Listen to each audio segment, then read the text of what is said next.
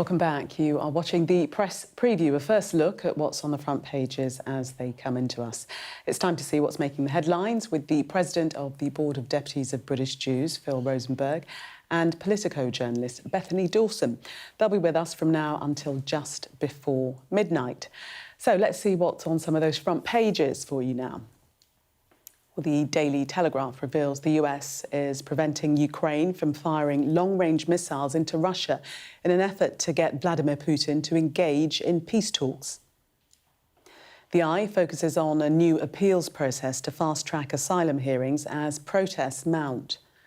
The Financial Times reports that private equity firms are struggling to raise money, with fundraising down nearly a third on the record level seen in 2021. The Times leads on Sir Keir Starmer facing calls from Labour grandees and ministers to take a more radical approach to the small boats crisis amid mounting public concern about the government's handling of the issue. The Daily Mail says Buckingham Palace is bracing for potential further allegations against Prince Andrew ahead of the release of a new memoir by Jeffrey Epstein victim Virginia Giuffre. Likewise in The Sun, which is also focusing on the upcoming memoir. The Express front page is an exclusive with an Albanian people smuggler who claims the government could stop small boats from crossing the Channel tomorrow. The Guardian reports MPs are raising the alarm over rising abuse linked to immigration debates, with some facing more threats than during Brexit. The Daily Mirror leads with a royal exclusive, claiming sources have branded Ghislaine Maxwell's statement a whitewash. According to the Daily Star, Brits will sizzle in 29-degree heat tomorrow, apparently hotter than Morocco. And we are joined tonight by President of the Board of Deputies of British Jews, Phil Rosenberg, and Politico journalist Bethany Dawson. Welcome to both of you. Let's start with the Financial Times front page. And we see the photo there of Mark Carney, the Canadian Prime Minister, in the city of Kiev. They're laying flowers at a memorial to fallen Ukrainian soldiers, but also to mark the annual Independence Day. Phil. It's an incredibly powerful image to see the Western support continuing for Ukraine. Mark Carney there on his, I think, first visit to Ukraine for the Independence Day. And King Charles, as we know, also sent a message of support. So really good seeing that robust, united front in terms of the support for Ukraine on its Independence Day. Oftentimes, Independence Days celebrate something that was a few decades ago, but this feels very present as Ukraine continues to fight every day for its independence. And Bethany, this is following in the vein of the increased public show of international support. We saw the Europeans hot-footing it out to Washington, D.C. to flank President Zelensky with that meeting with Trump, and this is another example of the international support. Yes, this has not come in a quiet week or quiet few weeks in terms of that international support, and Mark Carney is there as a mark of his participation in the coalition of the willing that was announced by Keir Starmer and is led by him and Macron in France. What was interesting, I thought, about Carney's speech, not only he was pledging support for Ukraine and saying Canada will stand with them, as many are across the world, but he praised President Trump's transformative role in negotiations, saying he's creating possibilities for peace. And as we know, Canada and the US have had a very strained relationship since Trump went in, saying he wants Canada to be a 51st state. So in terms of how those negotiations are affecting the global stage more widely, I thought that was a really interesting line that we can take from that speech. Do you think he's trying to build bridges?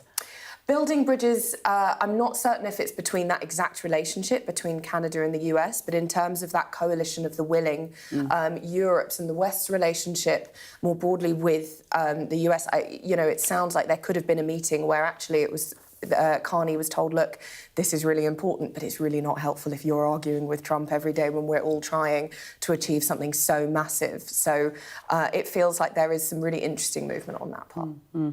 We move to the Daily Telegraph, in which we read that Trump is cutting off Kyiv's long-range missiles. He's preventing Ukraine from firing long-range missiles into Russia, reportedly in an effort to get Vladimir Putin to engage in peace talks. It does seem that every gambit that Trump has actually takes away negotiating power from Ukraine and gives it to Russia. It's hard to understand how this necessarily helps just by perennially giving Russia what it wants. Obviously, it's important, the US brokerage role and bringing them to the table. But in the past, it was, well, they'll probably have to give up some territory. We'll cut off military aid. We'll stop them being able to fire long-range weapons. It kind of makes the negotiations all on Putin's terms, and it's hard to understand how that will necessarily advantage a very positive outcome in the negotiations. I guess Trump would say that, you have to get Putin on side and you have to get him to the negotiating table by whatever means. Yes, and I think one thing that's interesting in terms of the UK angle here, the missiles that this is stopping Ukraine from using are produced in the UK. They are Storm Shadow missiles. And this piece says that there was no comment from the Ministry of Defence as to whether they support this approach. So whether that is going to strain those relationships between Keir Starmer and Trump that looked like they were going quite well is a question for this week. And, this recess really isn't very quiet. It might be a bank holiday of headaches, which I'm sure the government were trying to avoid. Yeah, they're back September the 1st, aren't they, sitting in Parliament. To the front page, and the issue that is really dogging the government, very much so, and that of the illegal migrants, asylum seekers. We've seen the protests across the country in Liverpool, arrests made yesterday. And we've had this response from Yvette Cooper, this fast-tracking of asylum claims to clear the backlog. Will that be enough, Phil? It seems to me to be a really positive move forward. I think in this country, we understand that there'll be people who'll be seeking asylum genuinely, and we want to be open-hearted towards those people. But for people for whom they're sort of taking advantage of a system, actually processing those claims quicker is really important. So there are cases now mainly last over a year, which means that they can't be resolved. So actually bringing in a technical solution that means these cases are heard quicker will hopefully end the backlog, end the dependency on hotels and move this issue forward. It might be a bit too technical to excite the public, but it's got the front page here. So, criticism here on the front page is that it could take months to hire these adjudicators, which would take the place of judges and hopefully speed up the process. But it could take months and actually might not be introduced for at least a year. And speed is always the question of actually a lot of what the government is doing when it comes to these very technical responses, be that reviews or be that these new bodies. People clearly, based on the protests that we're seeing across the country, have no patience with I don't think it's particularly this government, but just any government anymore. They really want to see change, and very quickly. So there's a lot of pressure on the government, not just to do this right, but to do this quickly and to make sure the people that they hire are really very good, so that the decisions that are made the first time are the correct ones, because the appeals that happen to asylum decisions are part of what is causing such a backlog and such a long wait for those decisions to be made. And we read, Phil, that the Home Secretary is also considering an amendment to the current border security bill to put the plan to replace judges with independent adjudicators on the statute books as soon as possible. So the actual bill being looked at. I mean, some criticism, people are saying, well, looking at it isn't actually doing anything, but it's a start, is it? I absolutely think so. I mean, you saw a lot from the last government of rhetoric, but also gimmickry and solutions that maybe made a splash, but actually didn't result in people actually being removed from the country who didn't have a right to be here. This is taking the issue seriously, a bit technically, but importantly, taking the steps that will actually speed up the process of hearing the claims, letting those who are rightly claiming asylum to remain, but moving on those who are claiming falsely. Bethany, what have you made of the protests that we've seen on the streets, where local people are saying that really they don't know who's in the area, they're wanting to protect children and women, and, they feel that these people are being put in their environment without knowing the background and where they're coming from and their intentions?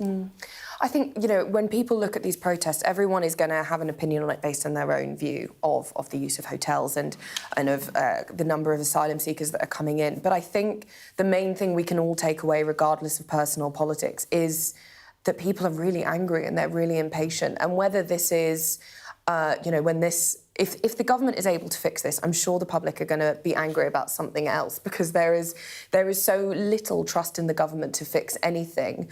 But I think it just really puts pressure on the government to make a lot of changes really, really quickly, and that's incredibly hard to do. I'm sure that's going to be highlighted in, as you say, either the passage of amendments to the border security bill or just implementing these adjudicators. But I think it just highlights the lack of trust and the exhaustion and the anger that so many people are feeling, and that the government really don't have that much time until the next election to make so many big changes really quickly. I know we've just had an election, but in terms of 4 years of massive changes to make, that clock is ticking. It is indeed. Phil, take us finally, before we take a break, back to the Daily Telegraph and this story that was around yesterday, and that is the Deputy Prime Minister acquiring a second home. The actual headline here says a third home, but technically that's incorrect because one of the homes is a grace and favour home. But anyway, take us into the story today. So people are again angry with Angela Rayner about her housing situation and her new home that she's bought in Brighton. I tend to think it's all really rather unfair, and you know, the government and Angela Rayner are not against people getting on or moving forward. So there's an element of kind of classism and maybe even misogyny to the attacks on Angela Rayner, I think. I mean, why not? Why not if she's able to buy a new home to do so? Bethany? Well, the government has introduced a lot of new regulations on home, a sort of higher rates of council tax on second homes and on stamp duty, and the government have said that she is going to be paying those changes. She put in those changes. She obviously, well, one would hope, agrees with them, and she is going to be paying the right charges on owning a second home. I think it would be a scandal if she wasn't, but that's not what's happening. What's happening is someone has enough money to own a second home and is given a third as a result of her high position in government. And I think there is, after a weekend of pictures of her essentially having a nice time at the beach, there is a question that I think you just kind of alluded to, of why is it that Angela Rayner is the one always getting the front pages of scandals with her homes? Non-story then, do you think, both? I think an unfair story. OK, you're on agreement. Thank you both. We're going to take a break. Coming up, a record number of cancer patients are opting for private treatment instead of relying on the NHS. We'll be discussing that story on the front of the Daily Telegraph after the break. Do stay with us if you can.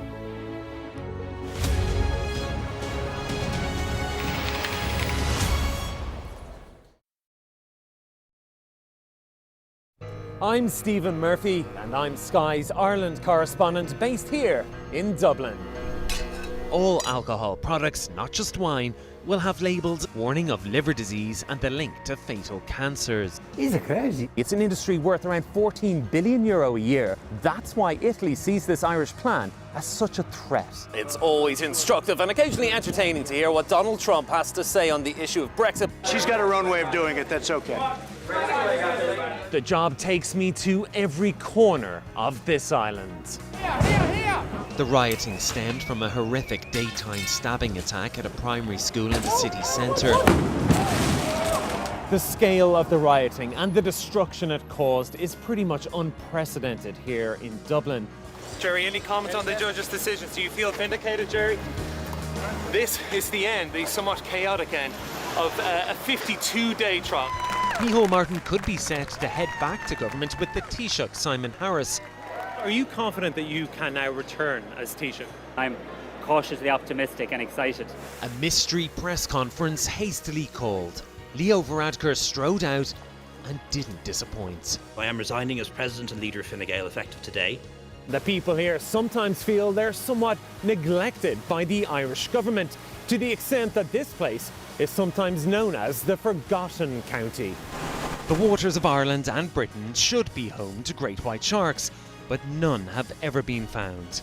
If there are great white sharks in this area, there's no reason they wouldn't come here to feed. It's basically a buffet on a beach. This could be not only a record-breaking storm, but potentially the most dangerous storm ever to hit Ireland. Sky News, get the full story first. I want to start the programme today with a name. A story that I can't get out of my head. The campaign has now started. This is your chance. Tell people. This is the Politics Hub. It's not correct. The tax burden is projected to go up. No, but I'm not. This is my interview. Look, this is ridiculous. No one does care about us. I'm really interested in that. On the Politics Hub, he likes to push the boundaries. He's got the majority. The question is, what is he going to do with it?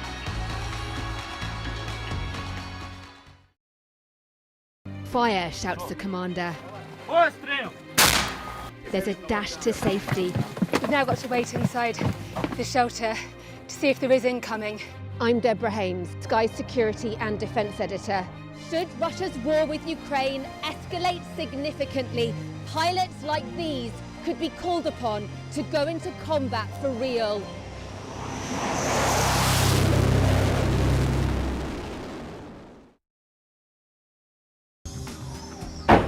Hear that whistle and that crunch? We know that they're coming from the south of the city where there's a column of Russian armoury.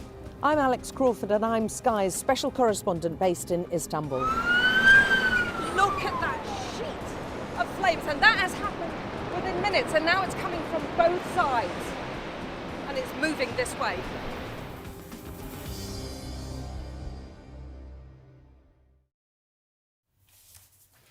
Welcome back. You are watching the press preview. Still with me, President of the Board of Deputies of British Jews, Phil Rosenberg, and Politico journalist Bethany Dawson. Let's take a look, first of all, at the Daily Telegraph in this section.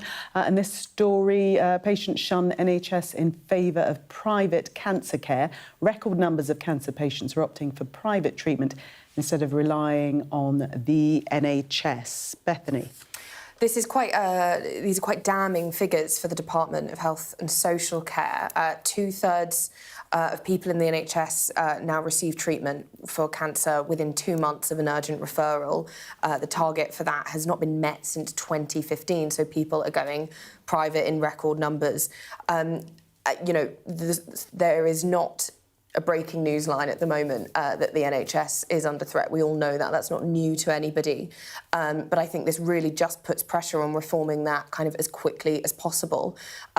Politically, I think this is quite interesting because private healthcare is quite a sore spot for the left of the Labour Party, which Keir Starmer is struggling to keep on side at the moment. I think it's fair to say. So this will yet again be another headache within that list of stories for Keir Starmer.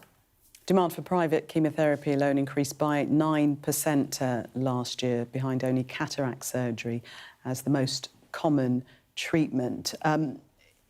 Is it that people are taking out private health insurance, or they are, as it were, paying out of their pockets and sacrificing because they want to avoid the long waiting lists? I think we've all seen how the NHS is creaking under the strain of an ageing population and the investment needs that creates. And it does seem that people who can are deciding to pay rather than wait. When it comes to your own health, I suppose if you have the option, you might well wish to do so. And the government is under no illusions about this. It is investing in it, but it is such a massive problem and not an easy one to fix. So they are working on trying to get those referrals up. They have had, they say, 100,000 extra patients have had those screenings in the last year or so. But there's clearly a lot of work to do. And I think no surprise to hear that it's not going to be a quick fix. A record 8 million Britons have private health care, and recent surveys show that a growing number of people of all ages and backgrounds are considering it. The NHS are spinning it as a positive, it would seem. At the end of the article, it says that an NHS England spokesman said the independent sector plays an important role in supporting the NHS, and our recently agreed new partnership agreement will help us go further by maximising capacity to reduce waiting times. People, can use private healthcare if they want. I think the fact that people are using it, as that statement says, it's not against the NHS's desires, but it's that people, having to for cancer care, for these urgent treatments, because they simply have to wait too long. I think that is going to be, more alarm bells are going to be blaring. And this says here that more people than ever are self-paying for cancer care. And I think, anyone that has personally been through it or has loved someone with cancer knows the desperation and the fear in that journey. And I think that just speaks to not feeling like that's being treated as quickly as it should be in the NHS.